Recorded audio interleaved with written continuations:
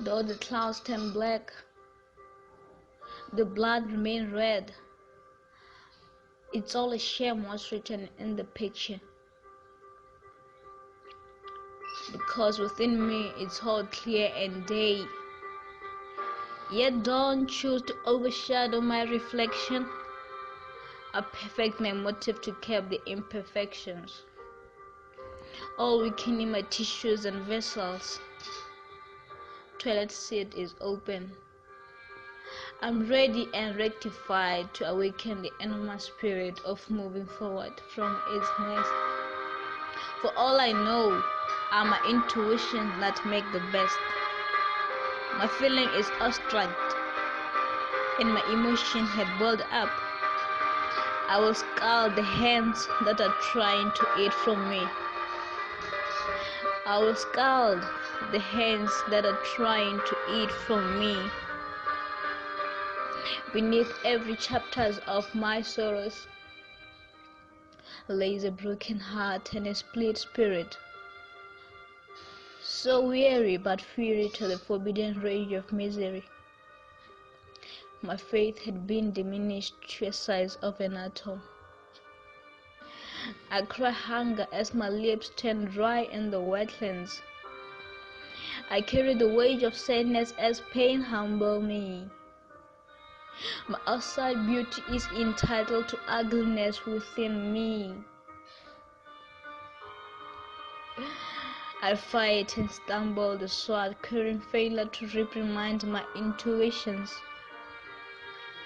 I have love in my heart, but it's buried by hate that took over my happiness. Solemnly I watch through a crack to try and be part of the so-called tomorrow. But yet I know fantasies follow the reminiscence formula that was injected in my veins.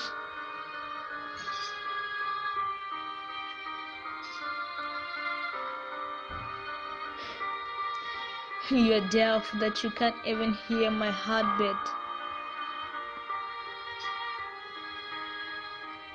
My trust is broken and my heart is twisted and braided, all because of you. I speak silencing emotions that yet created noise down the drain. Years repel the sorrows said without a meaning. And my eyes are evident enough to tell the mind not to get deception over some perfections. How can I forget today? How can I forget today?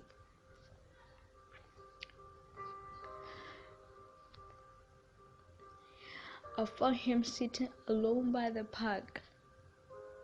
He looked very sad. He was emptied. I gave him water and drink and sat beside him. I couldn't ask what was going on, but he noticed the curiosity in my eyes and said my girlfriend just departed. I started filling him with questions and where did she go? Will she ever come back? Why didn't you go with her since you love her? Why didn't you stop her? She stared at me, blubbering like a fool. I responded, she's dead. My heart skipped a bit, looking clumsy and ashamed, since I've been unreasonable all the time. The tears started to splash out of his marble eyes, lining the cheek, crossing his pink lips down the chin. I held him in my arms, whilst rubbing his back. I did not know what to say, but I could hear him sobbing.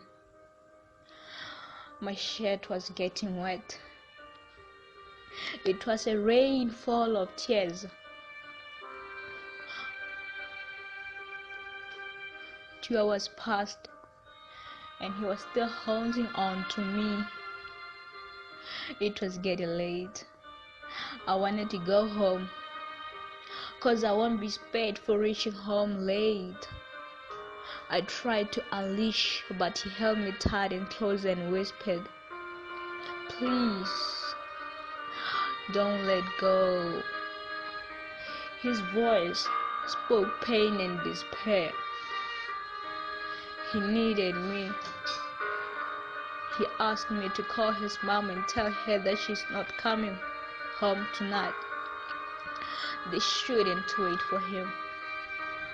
I called and his mom answered, "Martin, where are you?" "Hello, ma'am, I'm Martin's friend. He said he won't come back home tonight, and you shouldn't wait for him at all." "What's wrong with my son? Where is he?" Before I could continue, he got tensed and interrupted what I was about to finish. Martin took a phone from my hand and he handed up and switched the phone off. He was there, embracing the comfort in my arms.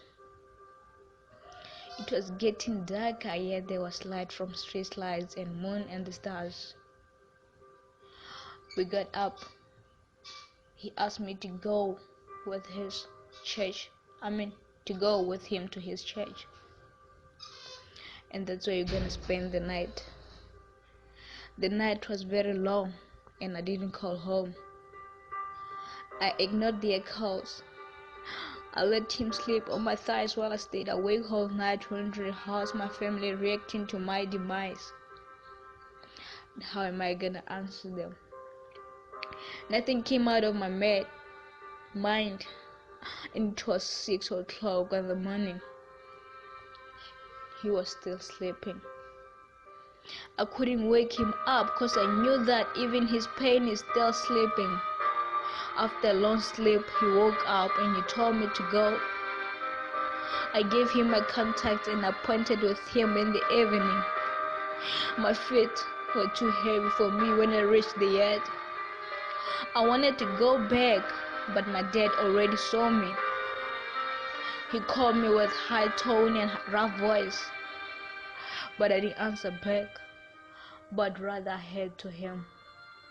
"Where have you been? Are you seeing someone? Who did you sleep with?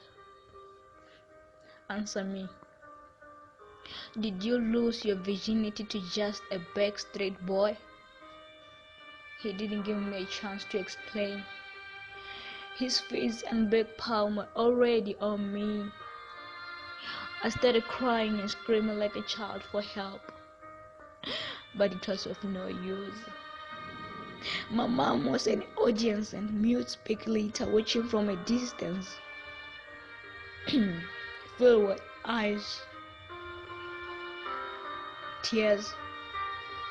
His decisions were final and his actions were not questionable.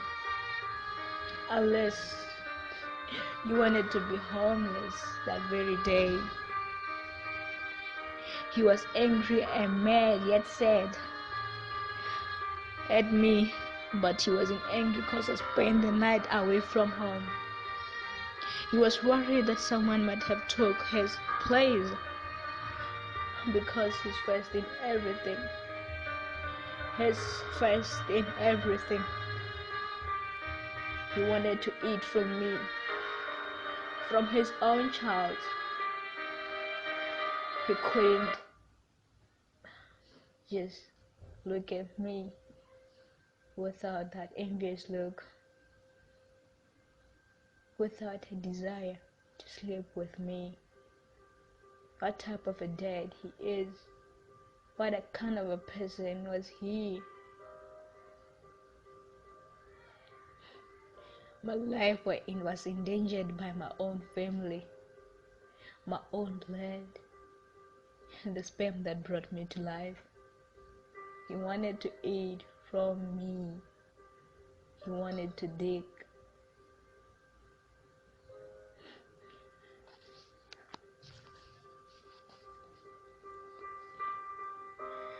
I can't let hold of these tears because they kept coming out even when my eyes are closed.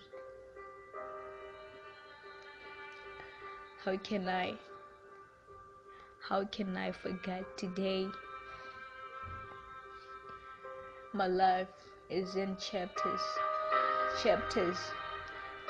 that I won't know if there'll be an ending to the story, or it's a series that doesn't have an ending.